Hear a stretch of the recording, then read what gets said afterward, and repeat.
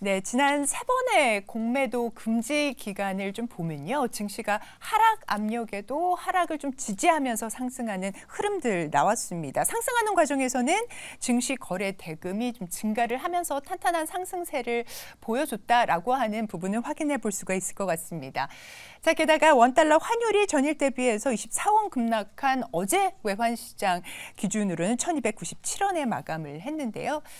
자, 3개월 만에 최저치 보이면서 이 외국인의 수급 여건도 지금 좋은 상황입니다. 오늘 시장에 대한, 오늘 종목에 대한 이야기 나눠보도록 하겠습니다. 이성웅 다울투자증권 영업부 차장 모셨습니다. 차장님 어서 오십시오. 네, 안녕하십니까? 네, 저희가 리뷰 종목이 두 종목이나 있어서 좀 짧게 한번 가보도록 하겠습니다.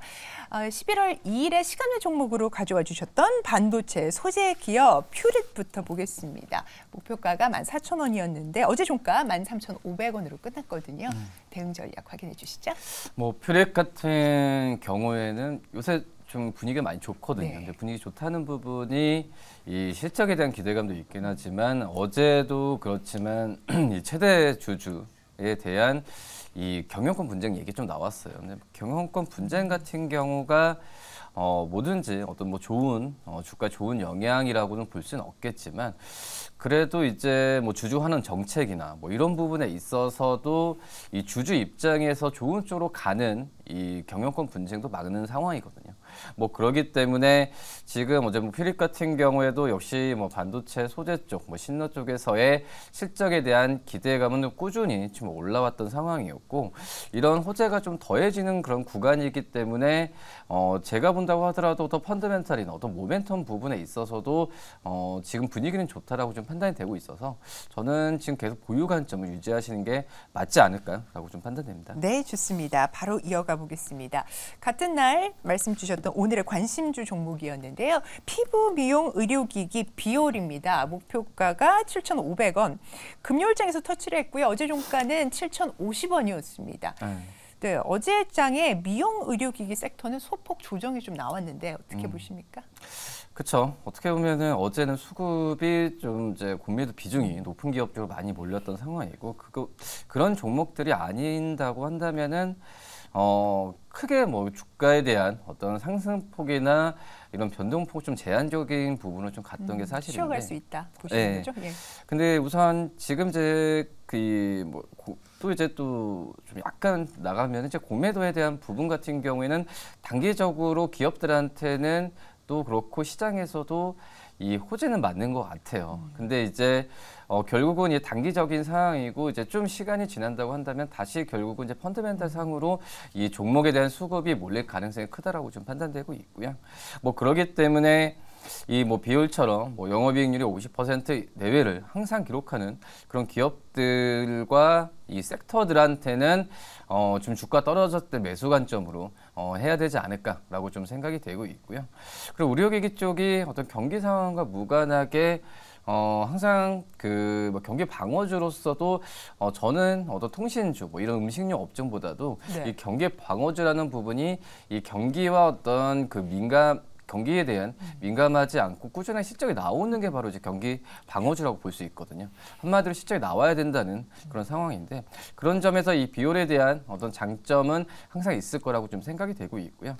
비올뿐만 아니라 에스테틱 관련 기업들 같은 경우에는 바스켓으로 저는 최근 이 주가 구간에서는 매수를 해도 나쁘진 않다라고 좀 판단되고 있습니다. 네, 비올에 대한 또 리뷰 확인을 해보셨고요. 시간 외 특징주 살펴보도록 하겠습니다. 네, 공매도 금지 이슈에 움직인 종목들이 다수 이름을 올렸는데요. 하나하나 만나보도록 하겠습니다. 한세 예스24홀딩스 9.95% 일단 오른 모습이 나타나고 있는데요. 장 마감 후에 자회사인 동아출판이 현금 배당을 결정을 공시한 점이 부각이 됐습니다. 이어서 다른 종목들은 이제 주로 공매도와 엮인 종목들인데요. 인그루드랩 8.8% 올랐는데 내년 6월까지 그 공매도를 전면 금지한다는 소식 속에서 화장품 테마가 올라왔죠. 그리고 여기에 또 장마감 후에 실적을 발표했는데 호실적이 나왔습니다. 전년 동기 대비 150% 급증한 영업이익을 자랑하면서 인그루드랩 이름을 올렸고요. 모아데이터 7.09% 오른 모습인데 일부 AI 테마도 공매도 금지 속에서 함께 올라오면서 영향을 받았습니다. 있습니다. 포스코스틀리온 어제 2차 전지가 폭등을 보인 가운데 6%대 올랐고요. 솔로엠은 호실적을 바탕으로 5.65%의 상승세를 기록했습니다. 지금까지 시간의 특징주 알아봤습니다. 네, 깔끔한 정리 하고 왔습니다. 시간의 특징주 종목 가운데서 어떤 기업 볼까요? 잉글우드램 한번 좀 봐야 될 텐데 우선 실적이 좀 발표됐죠. 우선 그 작년 대비해서도 150% 이상 지금 영업이익이 나왔는데 장 끝나고 발표되면서 이 시간 내로도 이 주가가 좀 상승세를 좀 크게 보여서 오늘도 좀 기대감이 크다라고 판단되고 있고요. 그래도 이제 이 어떤 수급적인 어떤 이슈보다도 이 펀더멘탈 상으로 주가가 반응했다는 점에서 봤을 때는 저는 오늘 좀 주가가 좀 상승세를 좀 크게 보인다고 하더라도 매수 관점으로 접근해도 괜찮지 않을까라고 좀 생각이 되고 있고, 잉그로드랩 같은 경우는 일반적인 그 어떤 중소형 브랜드가 아니죠. 이 OEM, ODM 업체인데 특히 이제 ODM 쪽에서의 특화가 되어 있는 그런 기업이라고 좀 볼 수 있겠고요. 이 본사 공장이나 그리고 고객사가 대부분 이제 미국 쪽에서의 발생을 하고 있기 때문에 최근에 이제 미국 같은 경우가 이 프랑스에 이어서 우리나라 쪽에서의 이 화장품 브랜드를 수입하는 가장 많은 국가가 바로 이제 미국이라고 볼 수 있습니다. 그런 점에서 이제 잉글우드랩 같은 경우에도 이 미국에 뭐 공장을 두고 미국 쪽에서의 납품이나 뭐 이런 부분에 있어서 좀 많이 좀 혜택을 많이 받고 있다라고 좀 볼 수 있겠고요. 뭐 그렇기 때문에 우리나라의 뭐 클레오, 한스캔 뭐 이런 이 국내 브랜드가 직접 진출하는 게 아니라 미국 쪽에서의 이 그 화장품 브랜드 기업들을 대상으로 이 영업을 하는 부분이라고 좀 말씀을 드릴 수 있어서 다른 이 중소형 이 화장품 브랜드 기업들과 다른 어떤 사업성을 갖고 있다라고 좀 볼 수 있겠고요.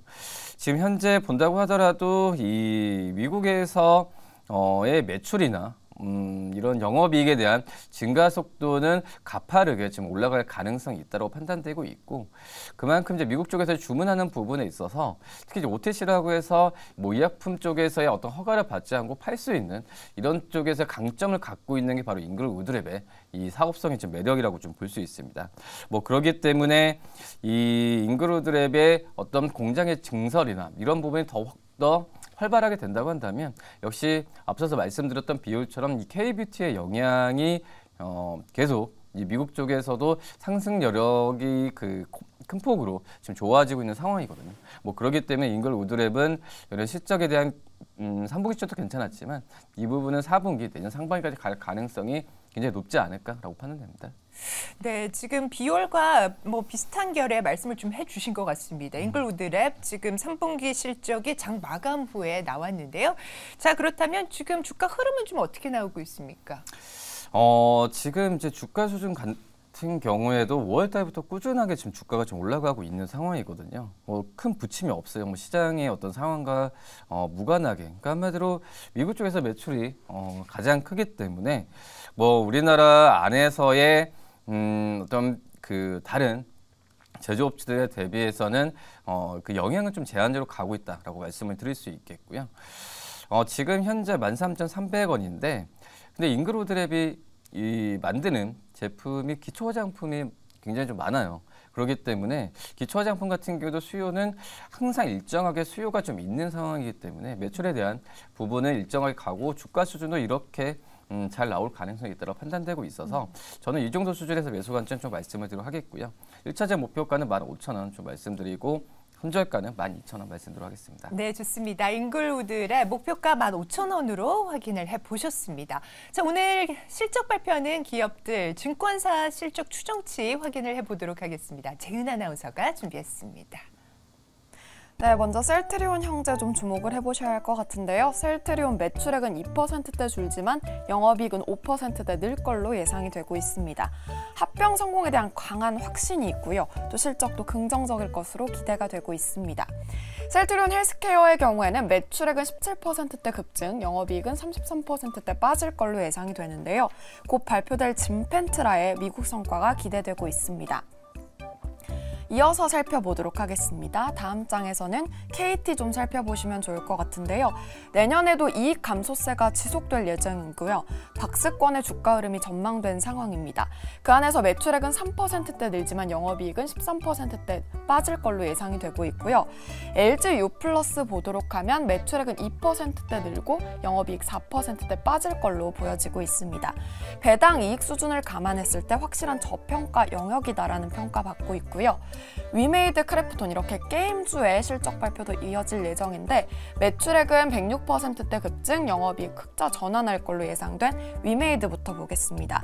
성공적인 라이센스 계약으로 지속되는 투자의 재원을 확보했다라는 평가고요. 크래프톤은 매출액은 1%대 빠지고 영업이익 3%대 늘 걸로 예상이 되고 있습니다. 바닥은 확인했고 반등만 확인하면 된다라는 평가입니다. 다음 장 이어서 살펴보도록 하겠습니다. 현대백화점부터 볼 텐데요. 매출액 19%대 줄고 영업이익 3%대 빠질 걸로 예상이 되는데 경쟁력 대비해서 절대적인 저평가 국면이다라는 평가 나오고 있습니다. SC의 대표주자 제주항공은요. 매출액은 129%대 늘고 흑자 전환을 예고했습니다. 아쉬운 운임 그리고 경쟁 구도의 변화에 귀추가 주목되고 있습니다. 마지막으로 GS 리테일은 5%대 는 매출액 28%대 급증한 영업이익을 자랑할 걸로 예상이 되는데요.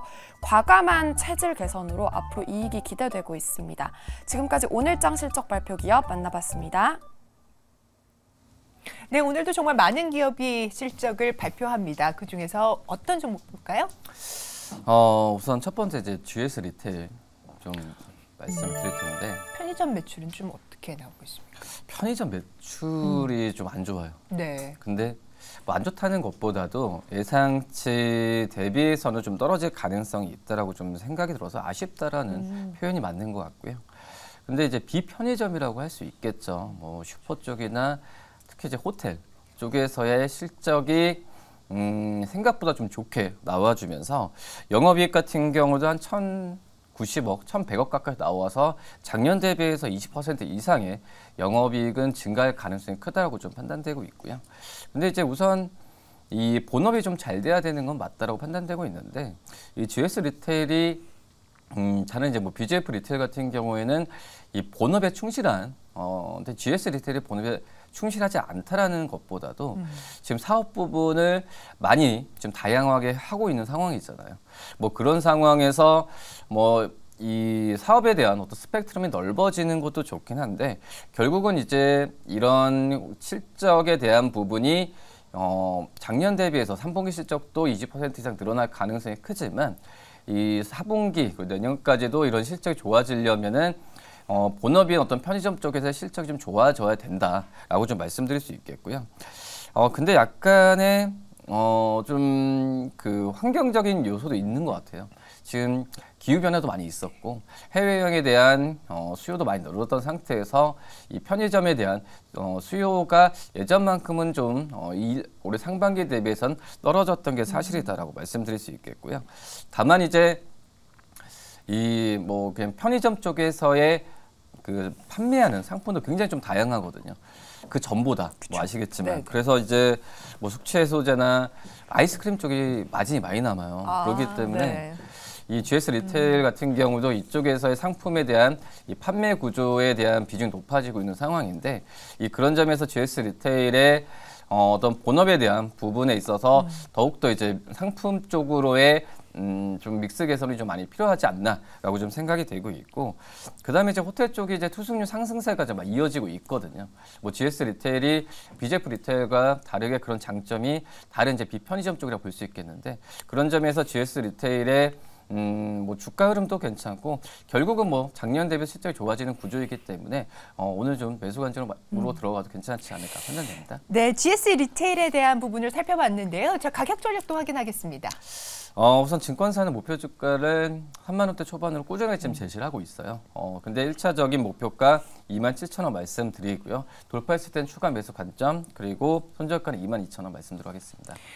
네, 오늘은 실적 발표하는 기업 중에서는 GS 리테일을 살펴봤고요. 오늘 장의 관심주도 한번 확인을 해보도록 하겠습니다. 또 비슷한 구조라고 할 수 있는데 롯데 웰푸드를 좀 말씀을 지금 드리도록 하겠는데 네, 방금 전에 아이스크림 말씀을 주셨는데 네, 근데 이제 주전부리 가격이 많이 올랐거든요. 그렇죠. 근데 이제 이 주전부리 쪽에서의 실적이 이 롯데 웰푸드의 그 실적을 지금 어떻게 보면은 지금 견인했다라고 좀 생각이 되고 있는데 그만큼 이제 롯데 웰푸드 같은 경우에도 어떤 빈과나 이쪽에서의 실적이라기보다도 저는 이 경과 쪽 말씀드렸던 이쪽에서의 실적에 대한 부분이 한층 더 올라올 가능성이 있다라고 좀 판단이 좀 되고 있고요.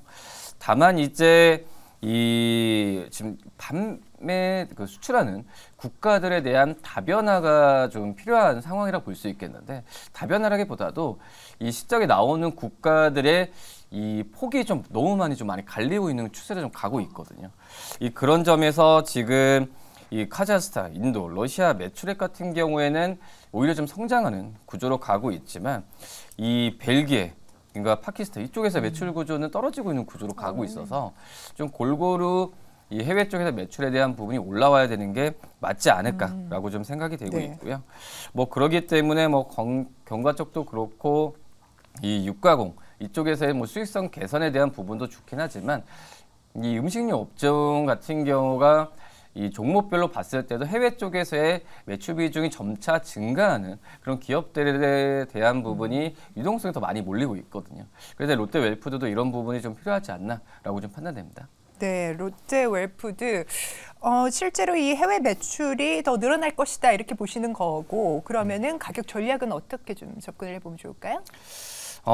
지금 현재 본다고 하더라도 롯데웰푸드가 인도 쪽에서 공장을 많이 좀 짓고 있는 상황인데 그만큼 이제 국내 쪽보다는 해외 쪽에서의 이 진출을 더 가시하는 상황이다라고 말씀을 드릴 수 있겠고요. 그러니까 이 부분의 실적에 대한 부분이 좀 안정적으로 나와야 주가 흐름도 괜찮다라고 좀 생각이 되고 있고요. 이 증권사 같은 경우에 목표 주가를 14만 원까지 제시를 하고 있는데 1차적인 목표가는 13만 원 말씀드리고 그리고 손절가는 10만 원 말씀드리도록 하겠습니다.